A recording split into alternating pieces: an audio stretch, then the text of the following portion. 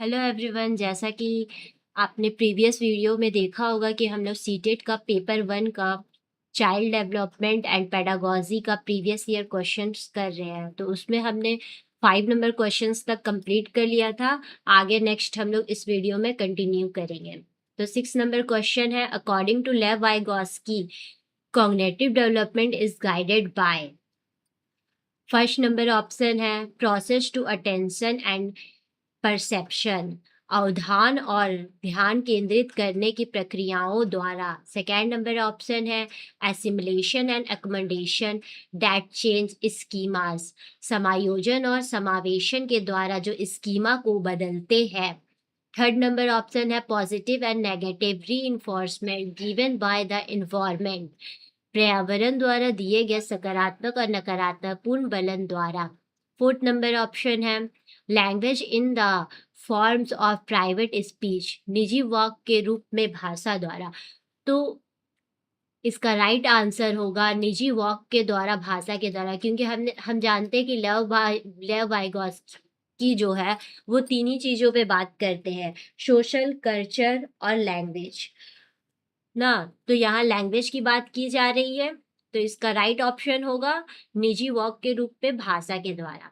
7 number question है, which of the following intelligence help people to perceive, express, understand and regulate moods and feelings? तो उसका first number option है logical mathematical, तार्किक गणितीय। Second number option है musical, संगीतमय। Third number option है naturalistic, प्रकृतिवाद। और फोर्थ नंबर है इंटरपर्सनल, अंतवैयक्तिक।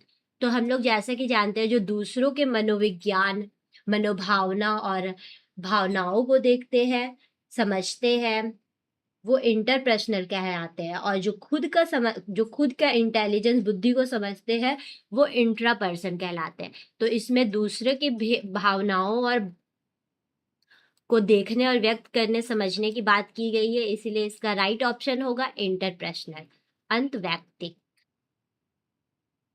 नेक्स्ट क्वेश्चन है, a children's first experience as well as expectation of what it means to be a girl or a boy comes from। एक बच्चे का जो पहला अनुभव होता है, साथ ही कि वो लड़का है या लड़की होने का मतलब उसे कहाँ से पता चलता है। तो फर्स्ट ऑप्शन है रिलेटिव, रिश्तेदारों द्वारा। सेकेंड ऑप्शन है नेबरहुड्स, पड़ोसियों द्वारा। थर्ड ऑप्शन है फैमिली, परिवार के द्वारा। फोर्थ ऑप्शन है मीडिया के द्वारा। तो हम लोग को कहाँ से पता चलता है कि हम लोग लड़का है कि लड़की है? तो हम लोग को सबसे पहले ये रियलाइज होता है फैमिली के द्वारा, उसके बाद ही हम लोग को कहीं और पता चलता है। नेक्स्ट क्वेश्चन है, N essential characteristic of formative assessment is, उसका रचनात्मक मूल्यांकन की एक आवश्यक विशेषता है। तो हम लोग जानते हैं कि फॉर्मेटिव असेसमेंट होता है जो साथ ही साथ चलते रहता है। तो इसका फर्स्ट ऑप्शन है test and exams at the end of the year, वर्ष के अंत में परीक्षा का मूल्यांकन। तो ये बिल्कुल नहीं होगा, ये तो सबमेटिव असेसमेंट हो गया। सेकेंड ऑप्शन है clarification of assessment criteria to the learners, शिक्षार्थियों के लिए मूल्यांकन मापदंड की स्पष्टीकरण, ये भी बिल्कुल नहीं होगा। और थर्ड नंबर ऑप्शन है to focus on quantitative means of achievement objectively, ये बिल्कुल सही ऑप्शन है, वस्तुनिष्ठता प्राप्त करने के लिए मात्रात्मक साधनों पर ध्यान देना। ठीक है, फिर फोर्थ नंबर क्वेश्चन है, डिस्ग्राफिया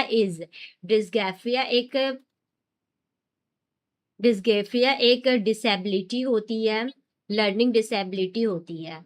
ठीक है, तो इसका ऑप्शन है, फर्स्ट ऑप्शन है पर्सनालिटी डिसऑर्डर, व्यक्तित्व विकार। सेकेंड ऑप्शन है फिजिकल डिसेबिलिटी, शारीरिक अपंगता। और थर्ड नंबर है लर्निंग डिसेबिलिटी, अधिगम्यात्मक अक्षमता। फोर्थ नंबर है तांत्रिकीय विकार। तो इसका डिस्ग्राफिया लर्निंग डिसऑर्डर में आएगा। ये एक स्पेसिफिक लर्निंग डिसऑर्डर है, अधिगमनात्मक अक्षमता। 11 नंबर क्वेश्चन है, a teacher should cater to dash need of gifted children in the classroom. एक शिक्षक को कक्षाओं में प्रगतिशील बच्चों की किन किन जरूरतों का ध्यान रखना चाहिए। तो जो गिफ्टेड चिल्ड्रन रहते हैं उसके लिए कॉग्निटिव, सोशल और इमोशनल तीनों चीज का ध्यान रखना चाहिए एक शिक्षक को।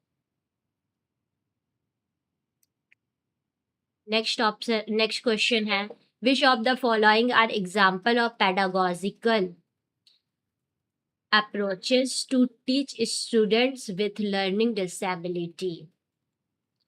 लर्निंग डिसेबिलिटी वाले बच्चों को पढ़ाने में किन किन चीजों का ध्यान रखना चाहिए। ठीक है, उसका फर्स्ट ऑप्शन है use of multi sensory stages. ठीक है, तो ये बिल्कुल सही बात है कि हमें बहुसंवेदी रणनीतियों का उपयोग करना चाहिए। हम बच्चा लोगों को ऐसा ऐसा चीज का यूज देंगे पढ़ने के लिए जिससे कि उसका हर एक सेंस काम करे। ठीक है, नेक्स्ट ऑप्शन है स्टैंडर्डाइज लर्निंग गोल्स। तो हमें स्टैंडर्डाइज मानकीकृत लक्षण बिल्कुल नहीं करना है, सिखाने के लिए बिल्कुल प्रयोग नहीं करना है। थर्ड ऑप्शन है फ्लेक्सिबल एंड स्क्वाटियल इंस्ट्रक्शन। तो ये बिल्कुल सही है, हमें कुछ भी चीज जब हम लोग देंगे तो वो चीज लचीला होना चाहिए, फ्लेक्सिबल होना चाहिए, जिसको हम आसानी से बदल सके। फिर नेक्स्ट ऑप्शन है breaking down task into smaller parts.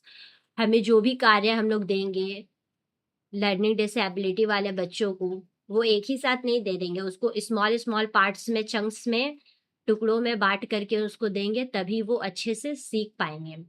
तो इसका राइट ऑप्शन होगा 1, 3 और 4। तो ये है सेकेंड नंबर ऑप्शन में। ठीक है, नेक्स्ट क्वेश्चन है, which of the following statement about autism spectrum disorder is correct. स्वालीन विक्रम विकार के बारे में निम्नलिखित में से कौन सा कथन सही है। तो हम लोग जैसा कि जानते हैं स्वालीन बच्चे कौन होते हैं, जो समाज में सही प्रकार से इंटरैक्ट नहीं कर पाते हैं, दूसरों से बात करने में हिचकिचाते हैं और एक ही प्रकार का व्यवहार बार बार करते रहते हैं, वही होते हैं ऑटिज्म बच्चे, स्वालीन बच्चे। ठीक है,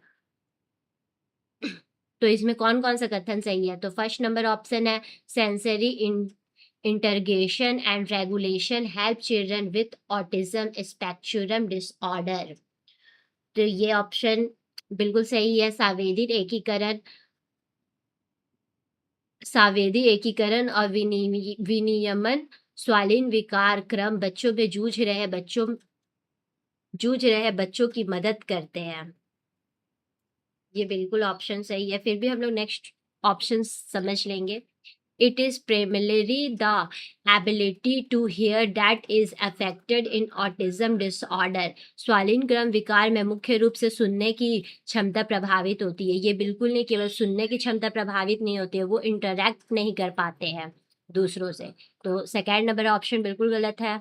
फिर थर्ड नंबर ऑप्शन है children with autism spectrum disorder exhibit a preference for new stimuli every day. स्वालीन क्रम विकार से जूझ रहे बच्चे हर दिन नए उत्तेजनाओं के लिए प्राथमिकता प्रदर्शित करते हैं।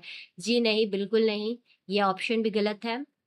उसी प्रकार फोर्थ नंबर ऑप्शन है children with autism spectrum disorder have excellent communication skill but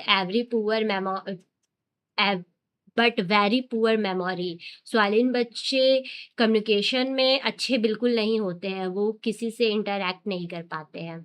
तो ये ऑप्शन भी बहुत गलत है। ठीक है, fourth number of question, while teaching in inclusive startup it is important that teacher. समावेशी व्यवस्था में पढ़ाते समय यह महत्वपूर्ण है कि शिक्षक मतलब समावेशी इंक्लूसिव एजुकेशन में क्या क्या शिक्षक के लिए महत्वपूर्ण होता है। तो फर्स्ट ऑप्शन है continuously examine their own implement implicit and preconcepts based, अपने स्वयं अंतर्निहित और पूर्व कल्पित पूर्वाग्रहों की लगातार जांच करें। ये बिल्कुल सही है। नेक्स्ट ऑप्शन है understand social children as needy and depend on other. Inclusive education में विशेष बच्चों को जरूरतों के मंद को दूसरे बच्चों पर निर्भर बिल्कुल नहीं रहते हैं। तो सेकेंड नंबर ऑप्शन बिल्कुल गलत है। थर्ड नंबर ऑप्शन है follow same curriculum and uniform pedagogy of all learners. सभी शिक्षार्थियों के लिए समान पाठ्यक्रम और समान शिक्षा शास्त्र का पालन करें। इंक्लूसिव एजुकेशन में ऐसा बिल्कुल नहीं होता है। इसमें जिस विद्यार्थी को जैसा जरूरत होता है वैसा उसको पाठ्यक्रम दिया जाता है। तो ये ऑप्शन भी बिल्कुल नहीं होगा। फोर्थ नंबर है see diversity as an obstacle of effective teaching. विविधता को प्रभावी शिक्षण और बाधा के रूप में देखते हैं। इंक्लूसिव एजुकेशन बिल्कुल नहीं, इंक्लूसिव एजुकेशन बल्कि बाधा के रूप में नहीं देखते हैं। तो इसका फर्स्ट नंबर ऑप्शन ही बिल्कुल करेक्ट होगा। उसी प्रकार 15 नंबर क्वेश्चन है assumption एंड रीजन वाला क्वेश्चन है। Teacher should include a variety of children literature to create print rich environment in the classroom. तो इसका अभिकथन है शिक्षकों को कक्षा में मुद्रण समृद्धि वातावरण बनाने के लिए विभिन्न प्रकार के बाल साहित्य शामिल करना चाहिए। बिल्कुल सही बात है। शिक्षक को एक रिच इन्वायरमेंट बनाने के लिए सभी प्रकार का बाल साहित्य को शामिल करना चाहिए, तभी बच्चे अच्छे प्रकार से पढ़ पाएंगे। उसका रीजन है क्योंकि साक्षरता सामग्री और साक्षर अनुभवों से समृद्ध कक्षा प्रभावी शिक्षण के केंद्र में है। बिल्कुल सही बात है। इसमें ये दोनों बिल्कुल सही है। Both A and R true and R is the correct explanation of A. इसका फोर्थ नंबर आंसर बिल्कुल सही होगा। फिर 16 नंबर क्वेश्चन है in order of facilitated students learning in a progressive classroom a teacher should emphasise on the practice of. एक प्रगतिशील कक्ष में शिक्षार्थियों को अधिगम को सुगम बनाने के लिए एक शिक्षक को निम्नलिखित में से किस प्रक्रिया पर बल देना चाहिए। तो आइए तो प्रोग्रेसिव क्लासरूम में बच्चा एक्टिव केवल रिफ्लेक्ट थिंकिंग से ही होता है। ठीक है। इसमें पैसिव, इसमें निष्क्रिय भी नहीं होगा। ठीक है। आज्ञाकारी भी बिल्कुल नहीं होगा। व्यवहार उन्मूलन भी नहीं होगा। इसमें चिंतनशील सोच होगा, रिफ्लेक्टिव थिंकिंग।